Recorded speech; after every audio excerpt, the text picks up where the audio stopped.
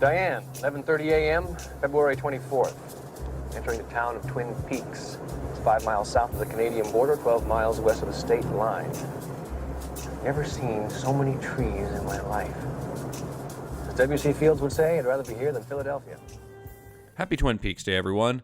This is Justin Bishop, co-host of the CinemaShock podcast, and to celebrate the day when FBI Special Agent Dale Cooper first arrived at Twin Peaks, we wanted to offer you a free preview of Fire Shock with Me, the Twin Peaks watch-along podcast that we started a few months ago.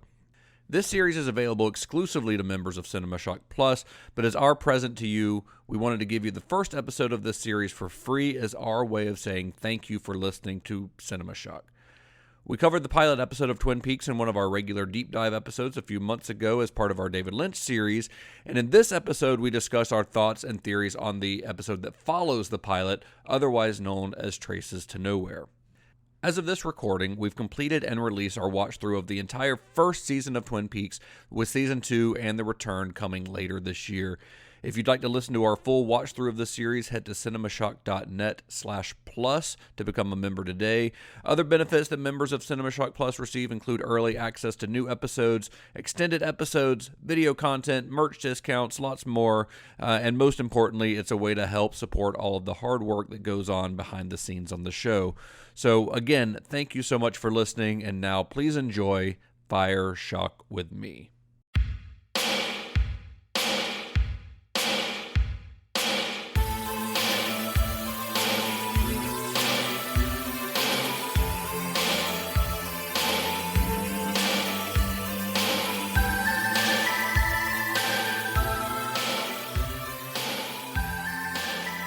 My very first memory of Twin Peaks, like the very first time that I remember it being like a part of my consciousness, was seeing commercials for it, of course, when I was a kid. Mm-hmm. But then the second memory that still stands out to this day is being at the back of the school bus, and there was another kid, and this older girl got on, like older than us, like, you know, a junior or something. And she had really big boobs, and the guy going, "Oh, here comes Twin Peaks today," and that's always just stuck in my mind. And that guy went on to found the restaurant chain, right? Twin Peaks. He took it to the bank. Yep. Well, hello, and welcome to Fire Shock with Me, the Twin Peaks watch along, available only to CinemaShock Plus subscribers. I am one of your hosts, Gary Horn. Hey, I'm Justin Bishop. And I'm writer-comedian Mr. Todd A. Davis. Thank you so much for supporting us and joining us for Season 1, Episode 2 of Twin Peaks, titled Traces to Nowhere. I carry a log. Yes. Is it funny to you? It is not to me. Behind all things are reasons. Reasons can even explain the absurd. Do we have the time to learn the reasons behind the human being's varied behavior? I think not. Some take the time. Are they called detectives? Watch and see what life teaches. Thank you, Todd. Thank you. Yeah. Well done. Well done. Well prepared. Well done.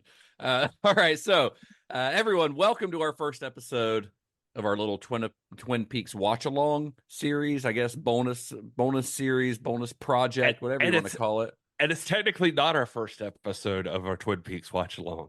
That's true, but it's for the first part of that's a bonus series. That's not like a regular episode. This is a special feature to that. That was my way to set you up to explain the thing we were talking about before we hit record. Oh yeah, well I'm going to. I plan on getting into that. So yeah, hopefully if Preparation you are is the key here, folks. No, I'm ready. I'm ready. I didn't realize you were trying to get me to segue into it, but I was planning on it. I'm trying to keep it loose, baby. Throwing you the ball, Justin. There you go. Thank you. All right. So hopefully if you are listening to this, then you also listen to our full episode on the pilot that we released back a couple weeks ago or whenever it was.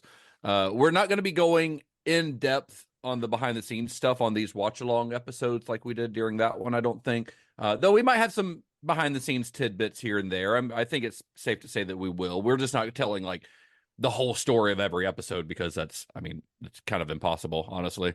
But the purpose of these episodes is really more to dig into like the meat of the series, discussing each episode on its own, as well as in the context of the full season.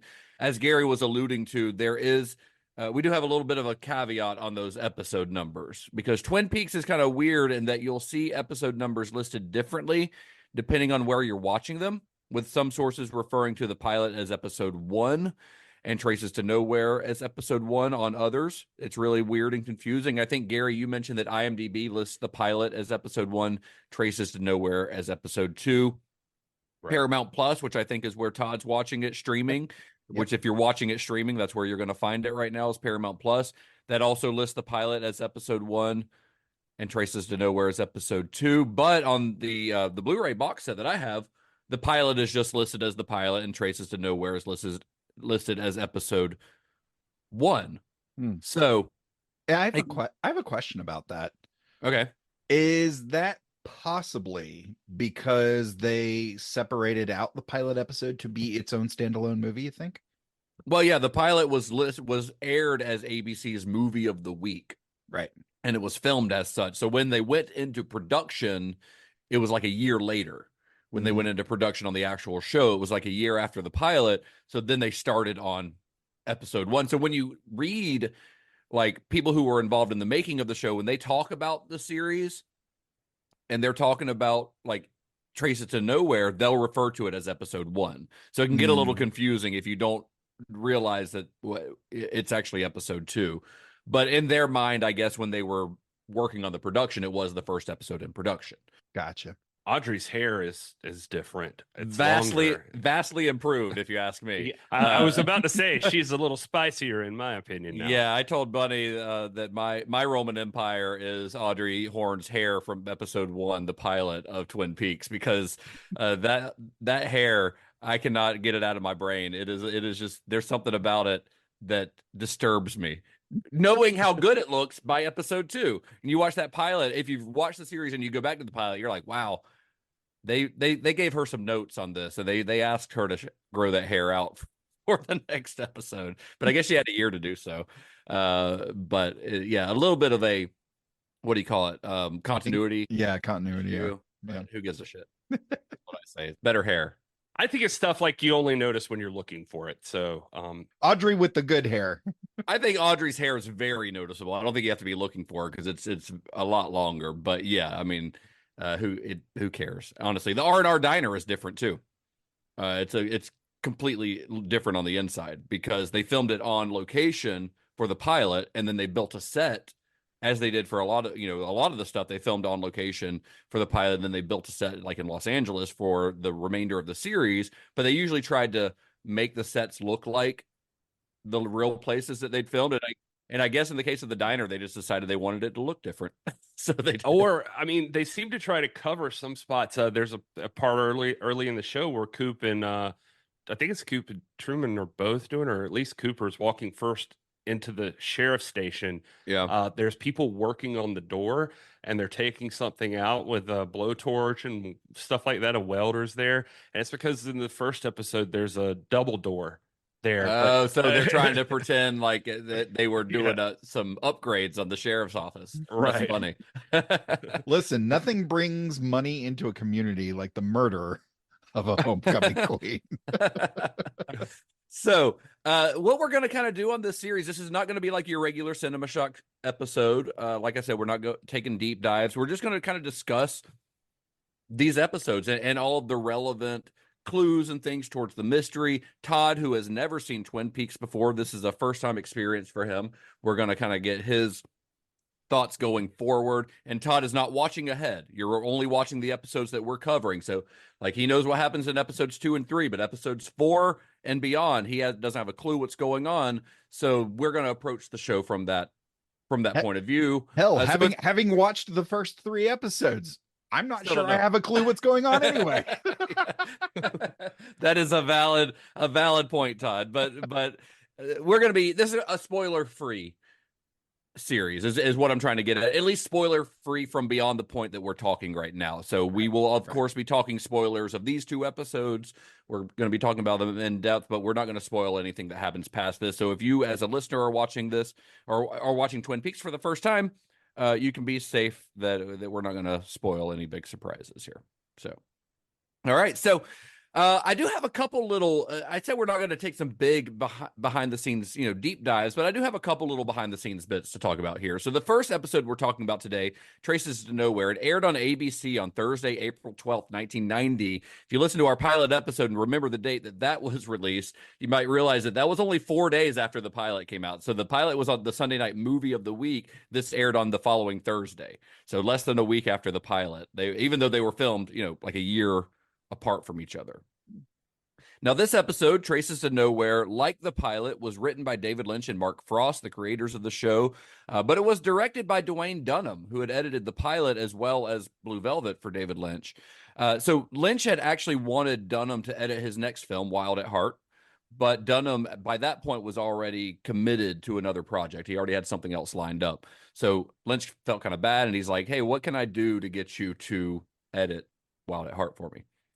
And this was his consolation. He's like, well, I would really like to direct. So he's like, all right, episode 1, you get to direct. So he allowed Dwayne Dunham to direct. And this is actually ends up being the first of 3 episodes that Dunham directs across the course of the series. He's an editing madman because he was like an assistant editor on Empire Strikes Back and Raiders of the Lost Ark. He worked with ILM. Yep. And he's still directing today. Star Like Wars TV connection. seems his home. Yeah, TV seems like where he likes being. I don't know. Like he does have one movie I saw like upcoming though, like The Happy Worker is what it's called. Starring He directed. Yeah, as starring Thomas Hayden Church and Colm Meaney of Star Trek fame. Wow. Now, of course, the he most also important man in the galaxy, Miles O'Brien. he also directed, by the way, Homeward Bound: The Incredible Journey, where you can see this episode's influence. That's sarcasm. Wait, Homeward Bound, the first one. Are there multiple ones? That's the first one. That's the first. Yeah. But I think that is the name of the first one, though. I think that's right. I had a thought, and I wanted to, before we get too much into the nitty gritty of these episodes, I wanted to throw this out at you guys. Looking at the pilot episode and how influential it was on TV in the years to come, looking at it where, and I've seen a little bit of this as I go through the Star Trek stuff of like, it seemed like for years and years, it was like you're either a film director or a TV director, but maybe is this a turning point where it's just kind of where that line gets blurred of like, actually, yeah, you might be on a feature film set, or you might do a couple of episodes or a couple seasons of a particular TV show. Is this also a turning point for that sort of thing? I think that, and I'm no expert in television production. I'm no expert in film production, but I am more well-read on film production than on television. But I would say, I mean, I think that's always been a thing where some directors do both. So especially journeyman directors who they'll just work wherever they can get a job wherever they kind of get led.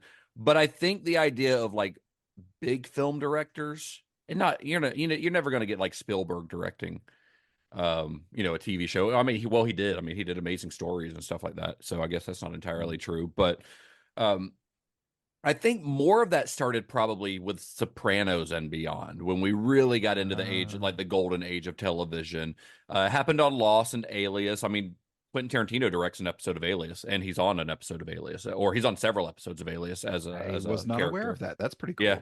Yeah, but he directed. I think he only directed one, but he appears as a recurring character on several episodes of Alias. But yeah, nice. So it's. But I think it was David Lynch being a known as a film director, and then coming in to direct Twin Peaks and becoming. He never really became a television director because he doesn't direct anything outside of Twin Peaks. But that was kind of a big deal and kind of unheard of back in the early 90s when this was coming out. So it was kind of unusual thing. I don't know that its influence caused other directors to delve into TV. I don't think you saw that until TV started to become maybe a little bit taken a little bit more seriously, like in the era of Sopranos and beyond, and HBO and prestige TV and all that shit. Yeah. But then you And I have will like say- Breaking Bad, where like Ryan Johnson directs an episode, and it's a couple episodes, and they're great. Nice. Yeah, I wonder Uh, if it was like easier for agents to pitch to their clients of like, well, you can always direct some TV. Hell, David Lynch did it. Yeah, I mean, and Yeah. a lot of directors will, if it's harder to get a job or a movie get funded or whatever because Yeah. it's a big production, and then they can go get a job in TV. And a lot of them just fall into, they like the routine of the TV and they like working within someone else's style and things like that, and they just become really Right. good journeyman TV directors. Right. Even that they might have started their career in movies and then fell into television and found like a real sustainable career there. Yeah. Yeah. It's strange, like Dwayne Dunham's, like when I was going through his filmography, he directs like Homeward Bound. He directs that movie Little Giants. If you remember Oh, that? I don't know how yeah. he fell into like kids movies, but like but then he goes to like Seventh Heaven, and he does like some TV, and then he starts doing, it's like TV movies. So he's doing movies, but they're all like TV movies, and like the kind of movies you would think of normally when you think of a TV movie, like Yeah. that kind of stuff. And but Like I a mean, lot of Hallmark-esque. yeah, it feels type like movies. that. At least from what I saw from his list. And then but then he's also doing like episodes of like the Clone Wars and stuff like that. Oh, So wow. he does a couple episodes of that. And so I don't know, maybe that was his connection with ILM or something from back in the day. Yeah, he got hired by George Lucas right out of film school. That's cool. So that's how he got connected there, which is how he got connected here, because David Lynch was supposed to edit Blue Velvet at Skywalker Ranch. And that's where he met him. So that's how he fell into the David Lynch fold, kind of, I did want to do this because I was trying to think of like what fun things can we add in here. And so for somebody like Dwayne Dunham, who's like the new guy, I was like, let's find something interesting about Dwayne Dunham besides what we've been talking about, Yeah, which is that's interesting enough. But my favorite, Jennifer always gets me if we're out watching something, and I'll go to like I'll look something up about a person or whatever, and then I'll be like, hey, listen to this. And she's like, you sound like Paul Blart when he does the fun fact for you.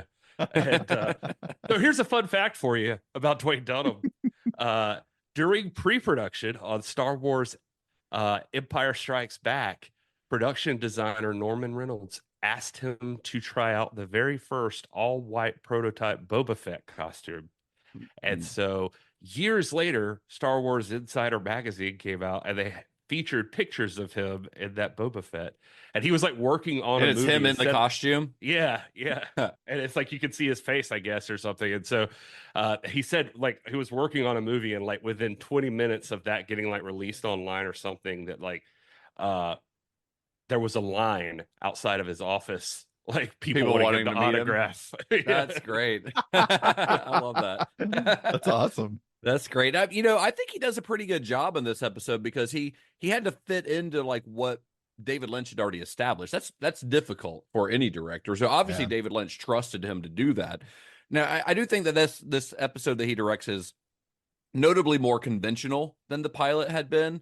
Although that may just be to lure the audience into a false sense of comfort before episode 3. Yeah. but I do think that this episode it devotes a lot of time to like the investigation. It's a very investigative episode, like looking into the clues into Laura's death. Like you follow Cooper a lot. It does get into the other stuff, obviously, as every episode does, but I feel like this one does focus a lot on Cooper's investigation into Laura's death.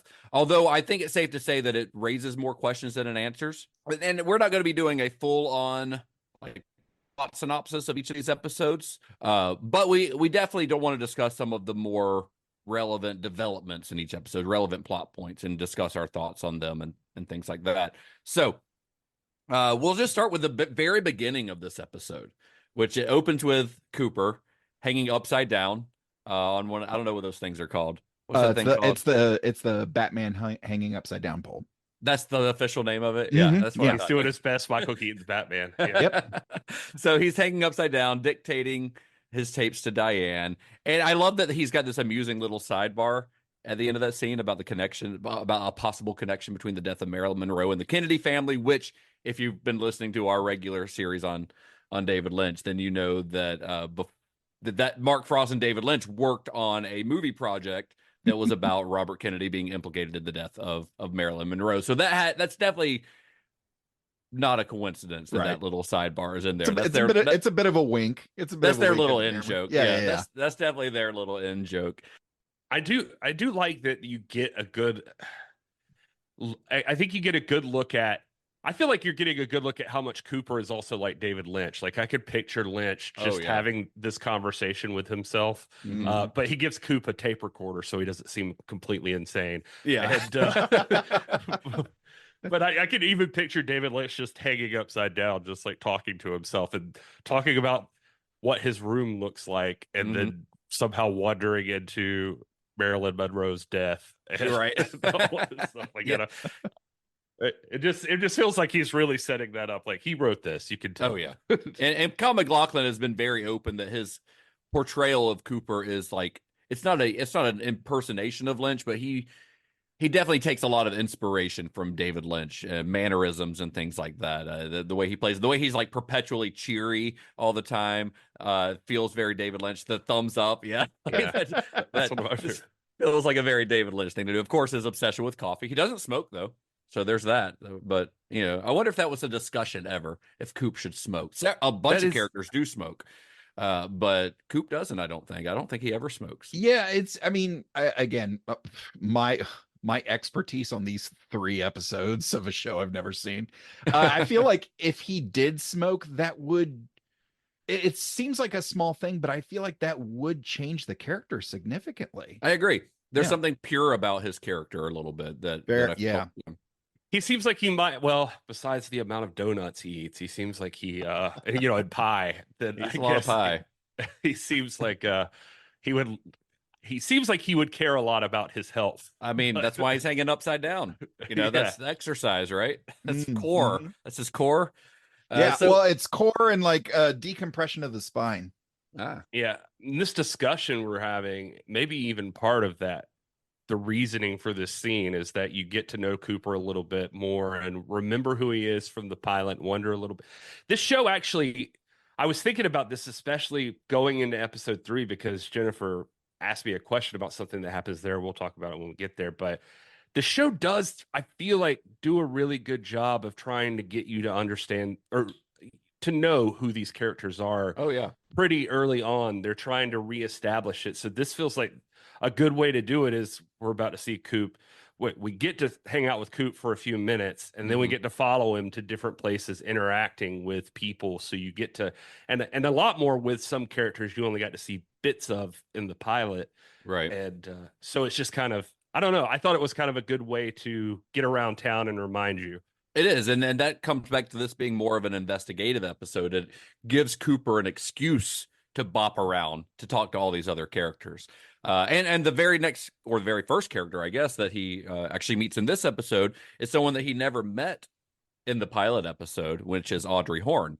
They have a little flirtatious bit thing going on in the diner at the beginning, or not in the diner. It's actually a thing at the restaurant at the Great Northern, which is owned by her father. Nothing really significant is said during that scene, but it is significant that they meet for the first time, and she's clearly trying to flirt with him, but he's like receptive to it, I would say. I feel like, well, first of all, the guy orders breakfast like Chris Traeger from Parks and Rec, just like I'd like eggs over hard. I would like juice freshly squeezed. Like I like bacon very burnt.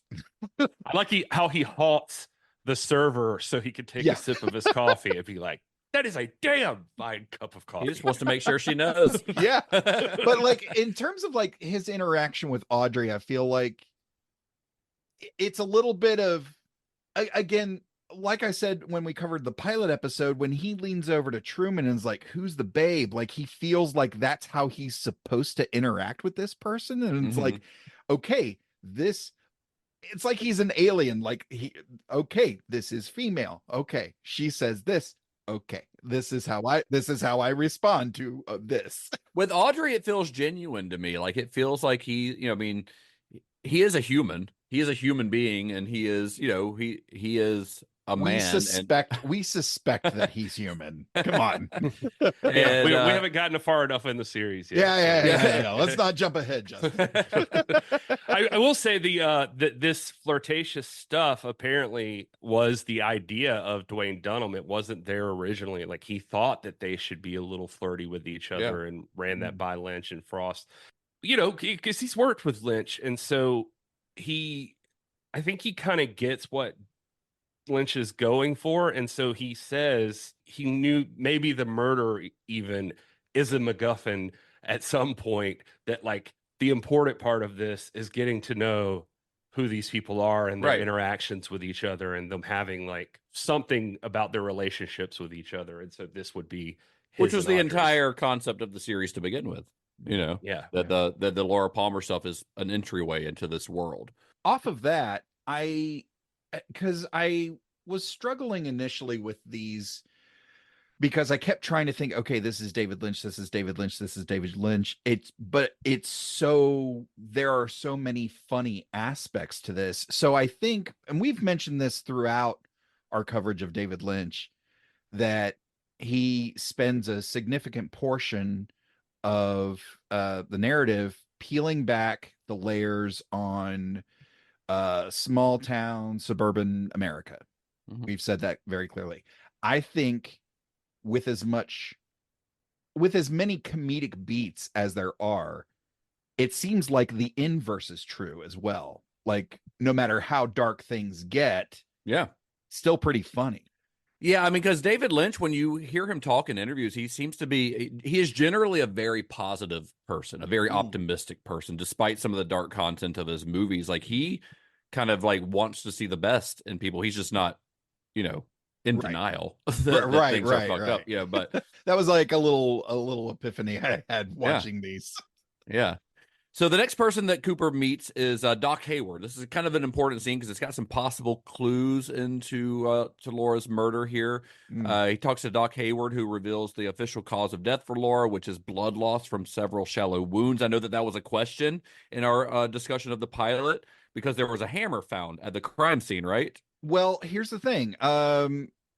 It's loss of blood, but then he goes on to say that she's got a lot of superficial wounds that is in his professional opinion unlikely that that's what caused her death, which raises all kinds of questions of like, okay, then how did she get those? And if she did lose all this blood, from where? Like, how? Yeah, so that's true. I will say there's an extra special guest in this scene, another dead body, and it's played by Craig McLachlan, who is Kyle's brother. He was just on set one day, I guess. said to be a corpse. Oh, and also just before this, there's going back to that lighthearted thing for just a second. He walks in and because you know, while he is kind of happy-go-lucky and kind of a little doofy and all that stuff, he's still an FBI agent. So one of the things he orders is a rundown top to bottom on Bobby's vehicle, which is actually great thing to do. I think it was one of the things that I had in my notes from the pilot of like, we should probably check the vehicle. Don't do that without a warrant. Sorry. But anyways, that's a nitpicky thing, but I wanted to make sure. This is not a legal I know. I'm well aware. CinemaShock does not give legal advice to our listeners. No. And also, who gives a shit? I thought you had me on here for my expertise on no. I think it would make the episode a little more boring if he had instead said, "Can we go visit the judge and see if we can get a warrant?" Right. For the only time you see the judge in this series, and also him saying we need a rundown could indicate that's just like what the end result of what we need to do, and he knows that Truman knows the steps to take to do so. Right. Yeah. So that's just you know. But hey, in this 1-horse town, this 2-horse town, you know, there are 51,000 residents of Twin Peaks. Let's not forget. That's true. So, Doc Hayward also reveals that there were bite marks found on Laura's tongue and shoulder, and that there are lesions to her wrists and upper arms where she'd been bound. And he does say the toxicology screening is pending, but it is revealed that Laura had 3 different sexual partners in the last 24 hours of her life. Based on surface level of what we know so far, in my mind, 2 of those individuals would most likely be Bobby and James and an unknown third party. Possibly, but also with James, he said that the last time that he saw her, their date kind of ended late, or ended early rather, because they were on a motorcycle. She was like kind of freaking out. He stopped. She ran off into the woods. So I don't know that they would have. Cooper hasn't gotten there yet. The interview's a little bit later. Oh, so that's later on. That's right. That's a little bit later on. But we do know that. So right.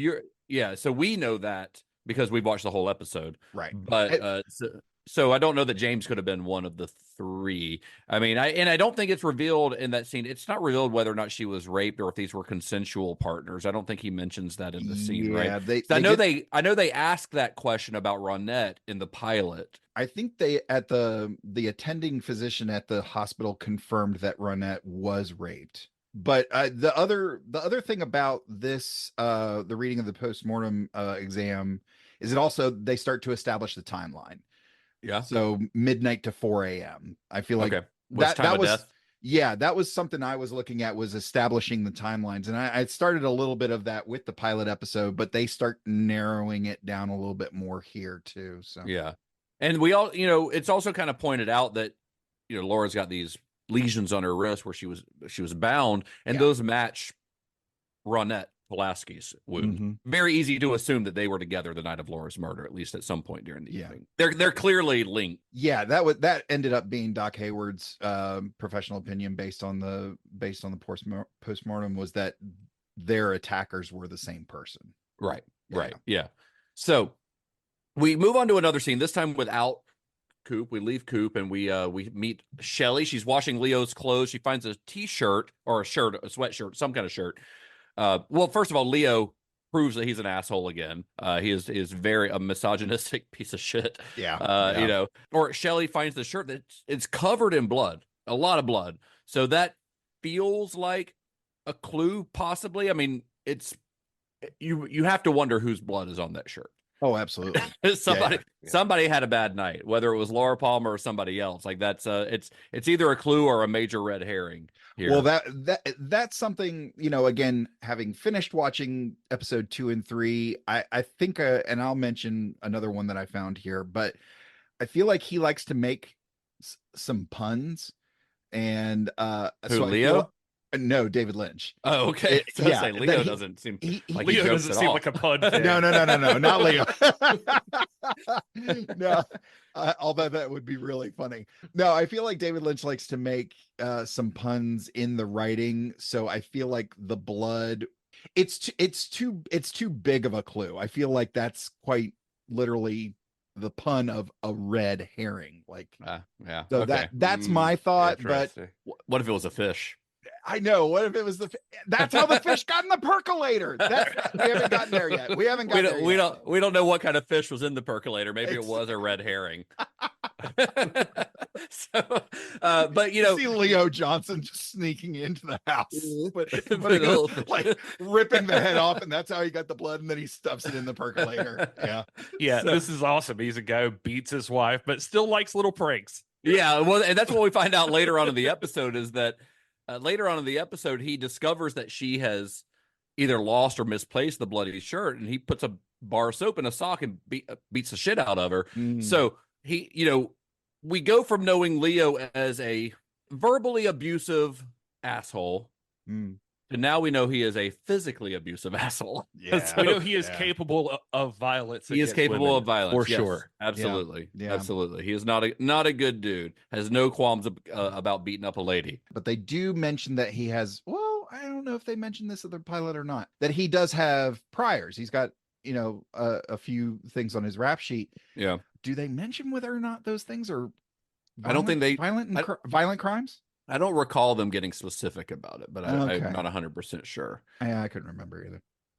So when we get back to Coop and whatnot, Coop and Truman are. I thought you were calling Truman whatnot. Whatnot. That's his name. Truman Whatnot. When we get back to Cooper, he and Truman are officially, I'll say not interrogating so much as interviewing James. Yeah. It's just that James is so much of a pussy. Everything feels like an interrogation with him. Don't make me cry. And look, I know this isn't a legal show, but look, in a town of 51,000, we couldn't get a lawyer for the underage. We don't know that he's underage. Detainee. He could be 18. Yeah, I suppose. I think they're supposed to be seniors, so he could very much be 18. Yeah, I guess so. But still, no counsel. I mean, I was 18 in my senior year of high school. When you were questioned about the murder of When Laura Mhm. Palmer? Yeah. I Gotcha. didn't have a lawyer there or anything. So James does admit to shooting the picnic video of Laura and Donna, which we already knew. He says that he knew about Laura's drug use. He was kind of worried about her. And he says, I think the biggest reveal here is that he says that she was afraid of someone, but he didn't know who. So who do we think this was? I mean, I presume that it had something to do with her drug use, just by the way it comes up in conversation, that whoever she was scared of was somebody connected to her drug use, maybe. But do you have any theories on who that could be at this point? Or we might just be too early in the game to be making those theories. I feel like the obvious answer is Leo, just because at this point, especially considering it just followed that. Yeah, if there was a second suspect, probably Bobby. He seems pretty volatile. Yeah, he does. Yeah, he's kind of a live wire. Yeah, which I think follows with my theories on the pilot. I think Leo and Bobby were both in consideration for prime suspects. Yeah, prime suspects. Yeah. I mean, without knowing much more, those are my guesses. I have a hard time with Bobby being the quarterback of the football team or He's too having skinny. friends. Yeah, I don't know how he has any friends. He is the worst. Yeah, he's terrible. He's not a very fast runner. Has to be told multiple times to go out for a pass. Also, he never shows up for practice. Yeah, never shows up. I can totally see why you have to have James as one of your other boyfriends to just like balance it out into a normal person. Somewhere in the middle, there's like a normal human being. Yeah, right. And this is also the scene where James reveals that Laura was kind of acting erratic the last time that they were together, and then she ends up jumping off his motorcycle and running off into the woods. And I think that's the last time he saw her. Yeah, he said. So it's a little chunk of again the timeline. He said that was at approximately 12:30. So we're starting to narrow this down a little bit. Yeah. So it feels less and less likely to me that James is the killer based on his behavior here. You know, just because he seems genuinely upset about this. Well, like Coop is so that's like a second person eliminated by Coop. Yeah. Well, I don't know if he says that specifically here, but you know, he did it for Bobby already. It seems like James doesn't have anything to do with it based on this, but yeah, Coop doesn't seem to really suspect him very much. So we do find out that Bobby and Mike had some kind of deal with Leo, some kind of drug deal with Leo that involved $20,000 in cash, half of which was in Laura's safe deposit box. We were wondering where that $10,000 came from. Now we know she was actually holding it for Bobby, who was in some kind of drug deal with Leo. And in the next episode, since we're talking about two of these episodes, I'll go ahead and say, in the next episode, it's made pretty clear that Bobby and Mike's dealings with Leo involved drugs. That's not clear in this episode, but we do find that out by episode 3, because Leo was supposed to have them leave the drugs in a football in the woods, but I think he only leaves like a little bit of it, like half of it or something. They just say something along the lines of, this barely covers half of what we owe you, or something like that. But, so Laura was clearly involved somehow, or she was just helping out Bobby maybe, but either way, it could have had something to do with her death. You don't get involved with cocaine dealers and not have some repercussions. Yeah. It makes me also wonder, because the Flesh World magazine was in that safety deposit box as well, if perhaps Ronette, if she convinced Ronette to start hooking to help supplement some of that money. I don't know. Yeah, I don't know, but it's a lot. Like this is what I mean when I said at the beginning of this that this episode raises more questions than it actually answers. Yeah, Every for question sure. it does answer like raises two more questions. It feels like. And it seems like every institution in the town of Twin Peaks was just, oh yeah, it was founded by Laura Palmer. Yeah, right. And Meals on Wheels here's and- our volunteer fire department headed up by Laura Palmer. Here's the theory. I don't think she was ever actually a high school student. Like slowly running everything in the town. That's why she needed all the cocaine, because that's a busy girl. Yeah. I will say it is kind of wild how goofy this show can be at points, and then how fucking dark it can be from at one the same moment to the time. next. Yeah. From one within the same scene sometimes. Yeah. So Big Ed Hurley has a little chat with Truman. I think they bump into each other like in a hallway, and he mentions that he thinks his drink was spiked. He's got a little bandage on his head from the fight at the Roadhouse the day before that was in the pilot. And he thinks that his drink was spiked. And one of the reasons he thinks that is because he says that there was a guy bartending named Jacques Renault. And we don't know. We've never met Jacques Renault. This is the first time we've heard him mentioned. He was not mentioned in the pilot. Based on Big Ed's accusations and on the look on Truman's face when he hears the name, I think we can assume that Jacques Renault is not a good dude. I think that's pretty heavily implied. And it's another J. So this could be another clue. It could be another red herring, but it is yet another J name introduced to Twin Peaks. Well, something that stuck out to me about that interaction was he calls it a stakeout.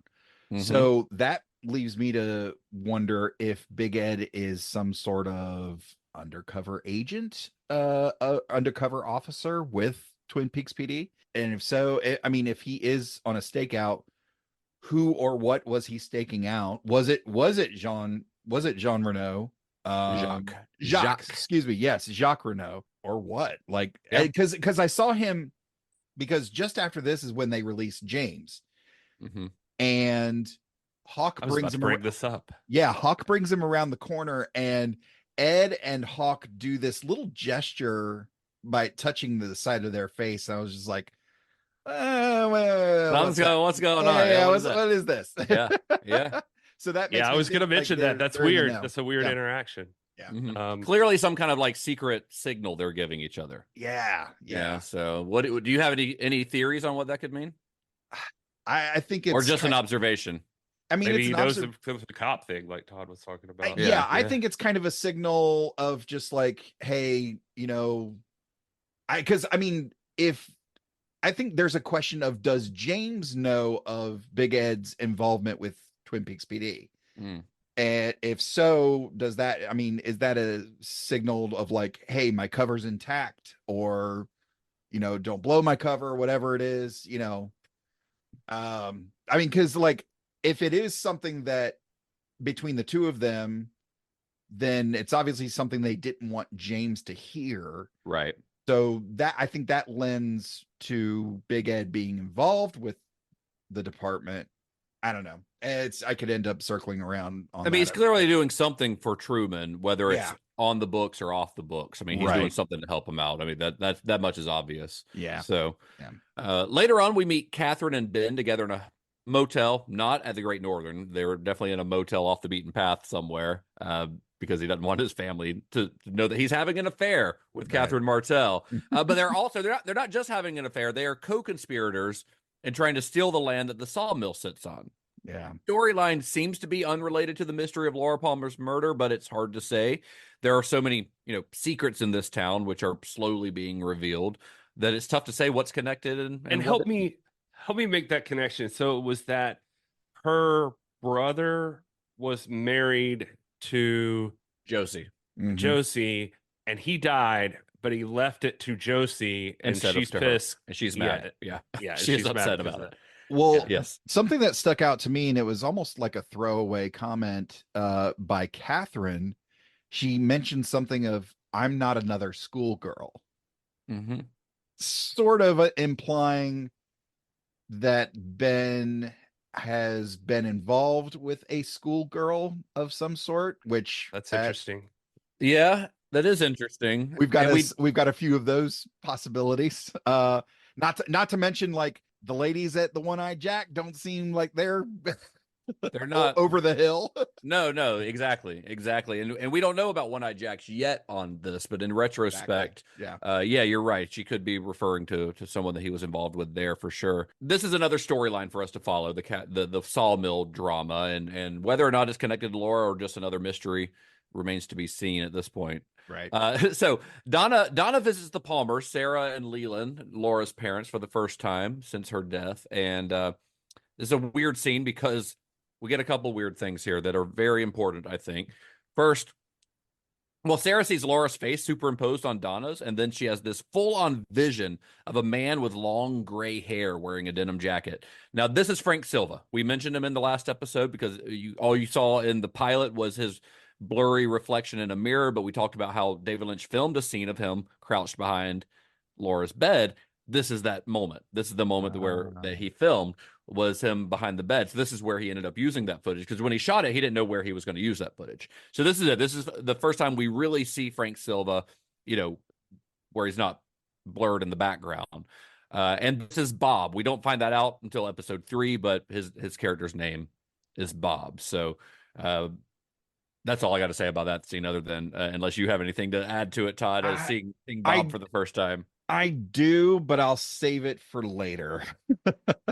That's valid, yeah, because we're going to find out a lot more about Bob. By the end of I will episode 3. say it's funny to hear him tell the story of being cast as Bob. Like when you look at, like I was watching some video from like Twin Peaks Fest, and he was describing the story, and it's so much funnier just here because you could picture David Lynch doing it. It feels like every moment that got him this part was like a oh shit moment, and then it's just like David Lynch loved it. So we did talk about that in the last episode, but to hear him tell it, if you get around to it, it's kind of funny because he just talks about how like David's just like the first time he sees him in the room, it's just like I love it. This is great. Oh, he gets like really excited. And then the scene with the mirror from the pilot where he like appears in the pilot, he's just like cut, and he's like David like turns to the cinematographer, is like how'd it go? Was that great? It felt great. He was like, it was great, except Frank was in the mirror. And he said David just like stares at him and he goes, what? It's like perfect. That's great. Yeah, so Bob is obviously a major character that we're going to find out in the next episode, in episode 3, but we'll talk a little bit more about him, I think, towards the end of this episode, because there's a lot to wonder about, about Bob. Going on this further on in this episode, Deputy Hawk, who we didn't talk about in the pilot, really. He does show up in the pilot, but we didn't really talk about it. That's Michael Horseman as the actor. He is listed, I think, as a guest star on this and on several episodes, but he's basically a cast member. I mean, he's in the whole series. I mean, he's all the way up through through the return, I think. So he's around a lot. He's a quarter of the Twin Peaks Police Department. I don't know. I think there are other Twin Peaks policemen. We just don't see them. Yeah, okay. It's a city of 51,000 people. Yeah. You'd hope so, at least. He definitely seems like the most competent other officer besides Truman that we've seen. Well, yeah, because the only other one we know is Andy Brennan, who gets by on his charm. Right. So, but Deputy Hawk is off. He's working on the Laura Palmer case. He's at the hospital. He's interviewing Ronette Pulaski's parents, and we find out that she had been working at the perfume counter at Horn's department store. Now, that's Horn as in Gary Horn. I mean, what? That is Horn as in Benjamin Horn. So that feels like that's a weird connection, right? That she was working at the perfume counter. Although not a surprise, because I think in the pilot they mentioned like, well, Horn owns half the town, so definitely not a surprise. There is that connection of just kind of like some things are coming together, like where personal connections. Because I mean, under normal circumstances, this hotel owner, land developer would have little to no reason to have any sort of interaction with a perfume sales clerk, but the fact that he owns the the department store kind of starts to solidify the connection a little bit. It's not an insignificant connection. Yeah, You know, yeah. so but then Hawk, in the course of this interview, he gets a little distracted because he sees this one-armed man exit the elevator, and we saw that one-armed man in the pilot briefly. He was in the elevator with Truman and Coop, I think it was, and then Coop kind of like looked at him, and all you see is him walk out and then turn. Yeah. But it was done as kind of a Lynch originally put him in the pilot as a reference to the fugitive, the one-armed man in the fugitive, because the fugitive.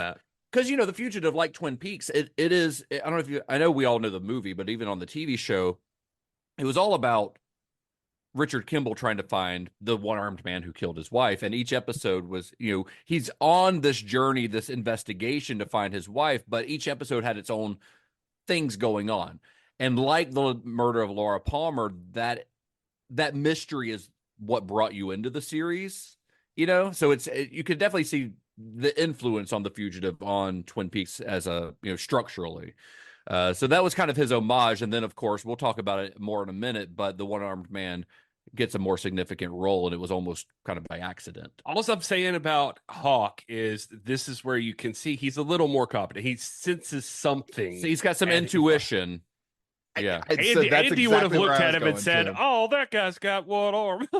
No, there's something suspicious, but there's something suspicious about him that we don't necessarily pick up on, but that Hawk, he senses something is off about this guy, so. Yeah. And I think because I'll mention it here mostly so I don't forget it later, but I think because when he talks to Cooper later about this interview and about him seeing the one-armed man, Coop asks about Ronette's condition, and he says her body and mind remain separate, or her mind and spirit remain separate.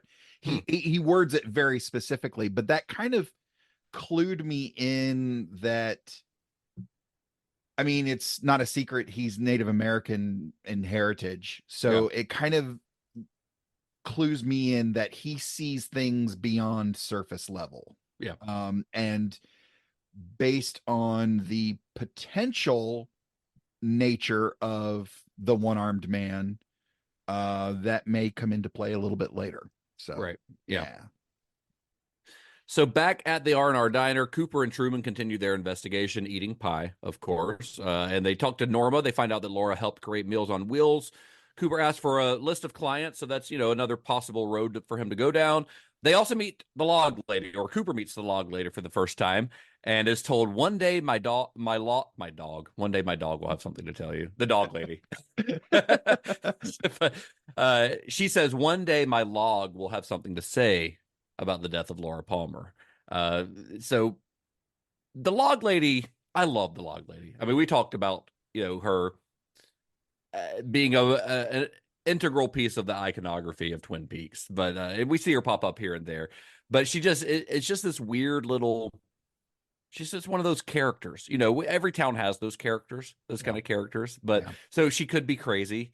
Which may be why he doesn't pursue any further line of questioning with her.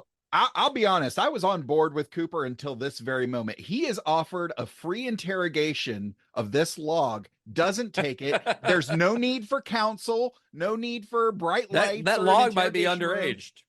Oh God. Well,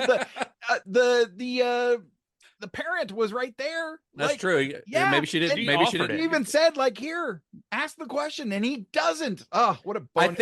I think Hand what in happens. your badge and gun, Cooper. Just slide him across the desk. Call it a day. I think what happens is that he was so taken aback by the offer to interrogate the log that he hesitated just long enough to piss her off, and so she said, "Nope, fuck it. You missed your chance. Me and my log are out of here. Don't talk to me or my log ever again." You got to start right in. You got to start right in with those Miranda rights and just get them, take it care of, and just keep that case moving. And I can't help but wonder what would have happened had he asked the log a question. It could have answered everything. Yeah. The show would have been over. Turns out it's only going to be 2 episodes, fellas. Fucking Groot knew the whole time. After this, Donna invites James over to have dinner with her parents. He's wearing a sweater like dork. And but can I just mention Laura Palmer, Donna's best friend, James's secret girlfriend, has not been dead for 48 hours yet. And she is already introducing this guy to her parents. Like, there not a lot happens in this scene other than them not being very sensitive to to the fact that their friend just is dead. Is not even cold yet. Her body's not even cold. Well, she is. She was found next to a lake. She's probably really cold. That's just because she misplaced all of her blood. Yeah, that does tend to happen.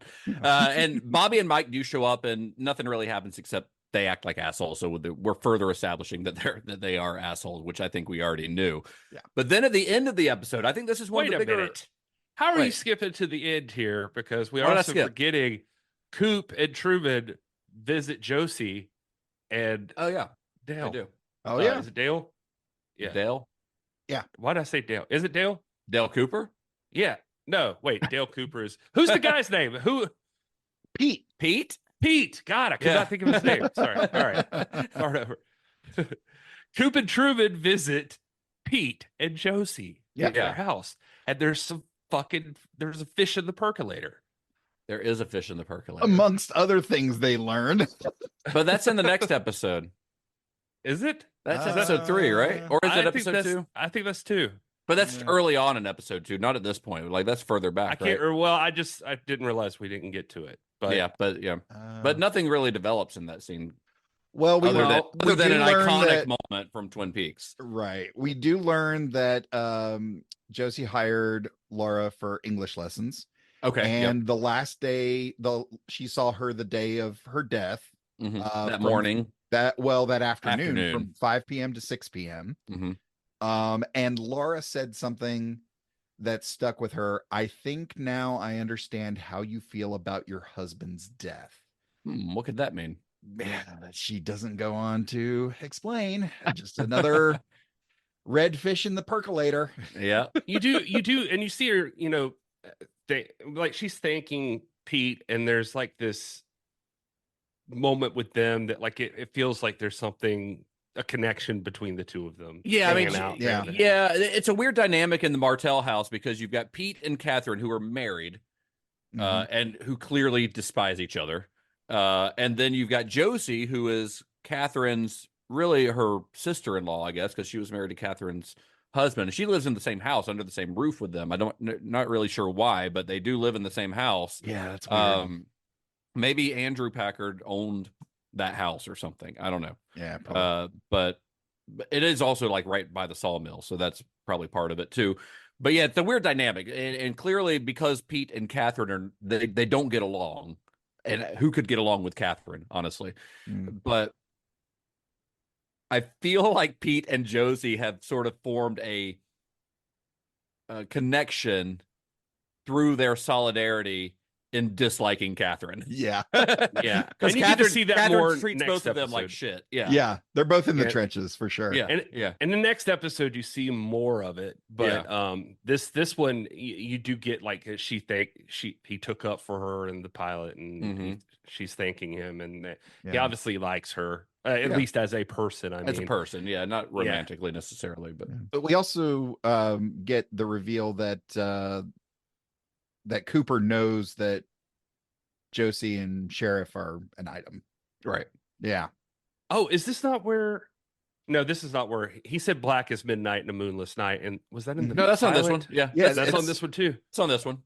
Yeah. So it's in this it's in this scene. Okay. I was thinking it was this scene. She said, how do you take your coffee? And so you got 2 legendary Twin Peaks lines in this scene right here. I don't know why the fish in the percolator caught on like it did, but it is funny. I tell you why it caught on the way it did. It's because of Jack Nance's delivery of that line.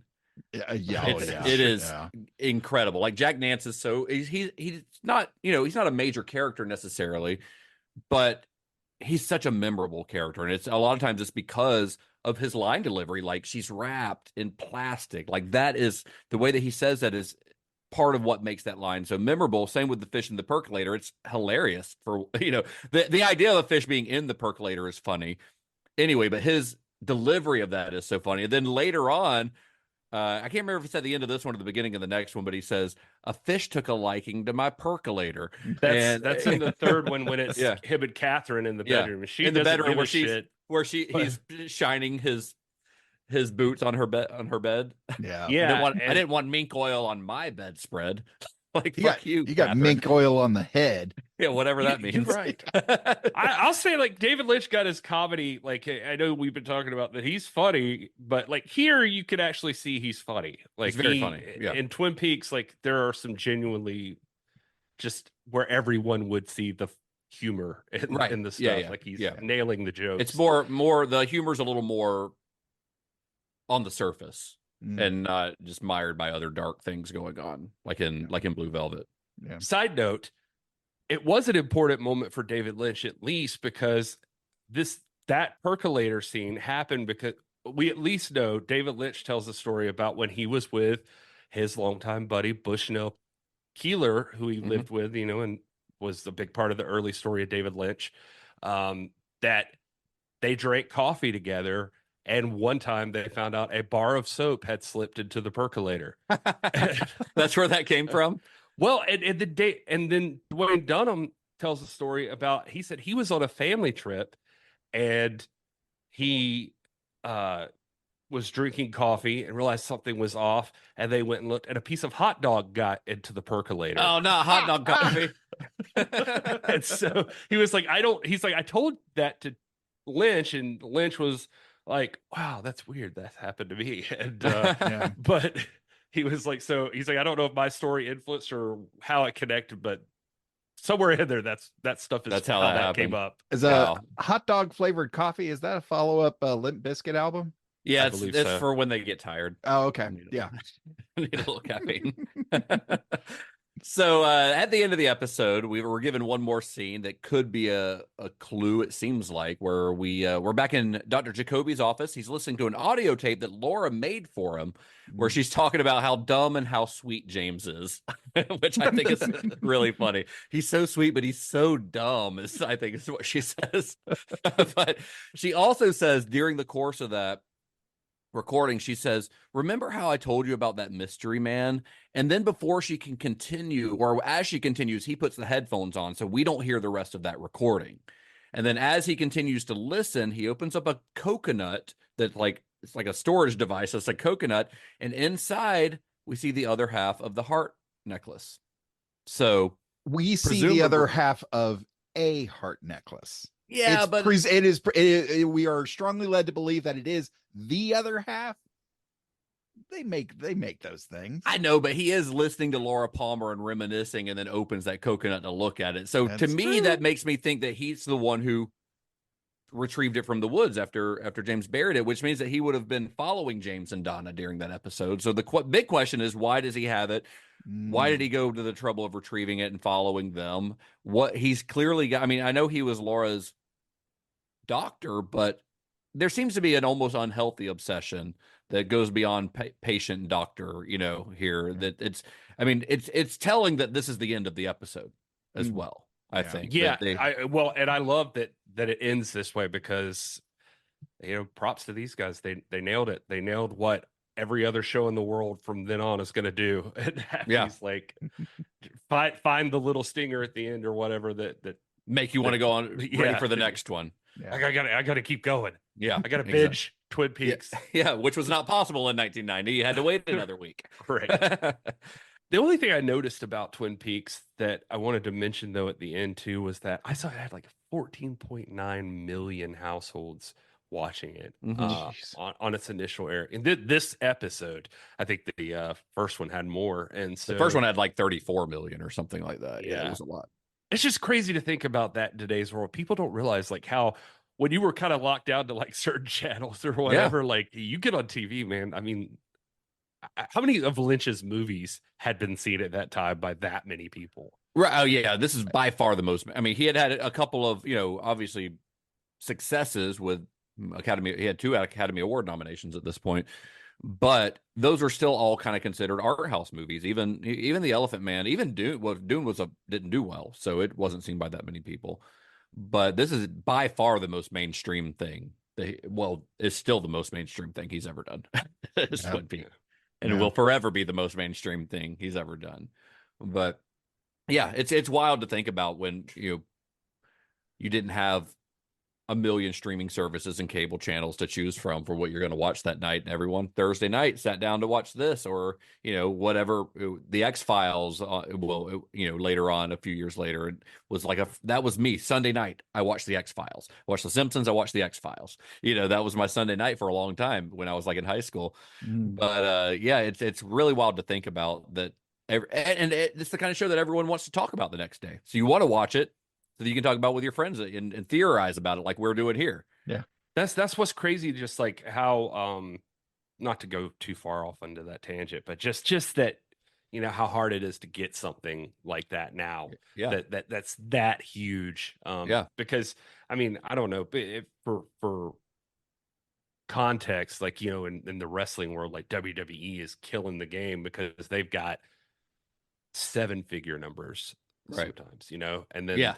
and then the next level down's only in 6 probably, Right. And so it's like 14.9. It's just like, It's a lot. 15 million people. That's a lot of people. Yeah, it's insane to think about. And that's households, by the way. Yeah, Just so saying. could be families watching together. Yeah. And that's really only based on, I think, Nielsen ratings, right? I was about So to it's say not sure. the Nielsen ratings are kind of They're a little screwy anyway. Yeah, so, it's a little. It's I think I dare to say it's probably more accurate nowadays. But I mean, it's you're talking decades apart and different technologies, yada yada yada. All right. Well, I think that's about it for this episode. Thank you for listening to this very first episode of Fire Shock with me. We'll be back for our next episode where we'll be covering season 1, episode 3, which is called Zen, or the Skills to Catch a Killer. That'll be exclusive again on CinemaShock Plus. So in the meantime, where can you fellas be found on the internet? I am at This Is Gary Horn everywhere. And I am at Justin_Bishop. And I'm at Mr. Todd A. Davis. All right. You can find the show at Cinema_Shock. That's on all the social medias, cinemashock.net for all the things, and of course, cinemashock.net/plus for all of the extras, such as this episode you're listening to now. Until next time. May the wings of liberty never lose a feather. And be excellent to each other. Johnny has the keys.